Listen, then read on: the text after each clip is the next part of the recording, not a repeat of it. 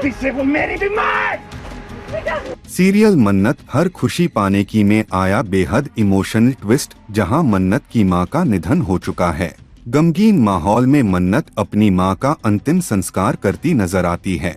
वह अपनी मां को मुखाग्नि देती है और उनके साथ आखिरी पलों को बेहद भावुक अंदाज में जीती है। इसके बाद मन्नत मां की अस्थियों का समुद्र में विसर्जन करती है। इसी बीच कहानी में आता है ट्विस्ट, जहां विशाखा की एंट्री होती है। विशाखा किसी भी हाल में विक्रांत और धैर्य को साथ नहीं देखना चाहती। बहुत हो गया तुम्हारा विशाखा, तुम्हारी वजह से विक्रांत हम सबसे नफरत करता है। उन्हें भी तुमने झूठा साबित किया विक्रांत के सामने, बेटा छीन लिया तुमने हमसे हमारा। गुस्से और बेचैनी में वह एक पत्थर उठाकर अपने ही सिर पर मार लेती है। यह देखकर धैर्य घबरा जाता है और अपनी मां को बचाने दौड़ता है।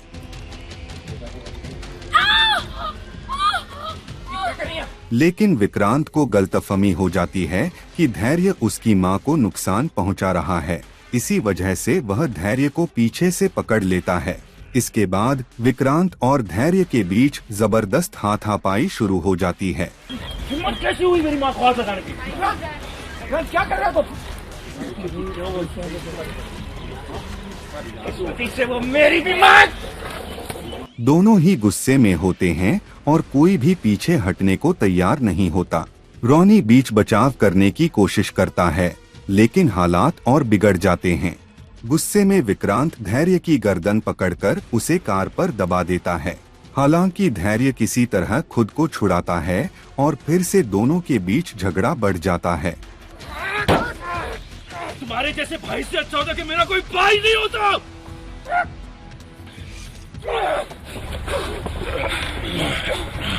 शर्म नहीं चाहिए अपने भाई पर हाथ उठाते हो और बोलना मत कि तुम्हारा भाई होने के साथ साथ मैं एक ऑफिसर भी हूँ। इसी दौरान मन्नत वहां पहुंचती है और किसी तरह इस झगड़े को रुकवाती है। गुस्से में मन्नत विक्रांत से कहती है कि यहाँ बिना बुलाए आए लोगों की कोई इज्जत नहीं है और उसे चुपचाप वहाँ से चले जाने को कहती है। कोई नौटंकी, सिर्फ परिवार के लोग रह सकते हैं।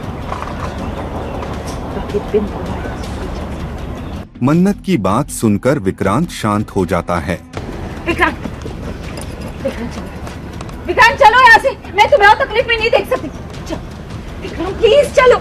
इसके बाद विशाखा विक्रांत को कार में बैठाकर वहां से ले जाती है। वहीं जाने से पहले मल्ला विक्रांत के कान भरती है और कहती है कि मन्नत उसे फिर कभी नहीं देखना चाहती। विक्रांत रुको, मत जाओ, मन्नत तुमसे नहीं मिलना चाहती है। तुमने देखा ना कि उसने क्या किया।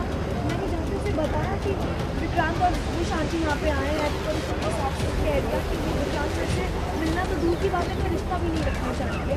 उसने मुझे धक्का दिया और ये बोला कि तुम्हारा चेहरा आज के बाद कभी नहीं दिखना। मल्ला साफ शब्दों में कह देती है कि अब मन्नत और विक्रांत की दोबारा मुलाकात कभी नहीं होगी।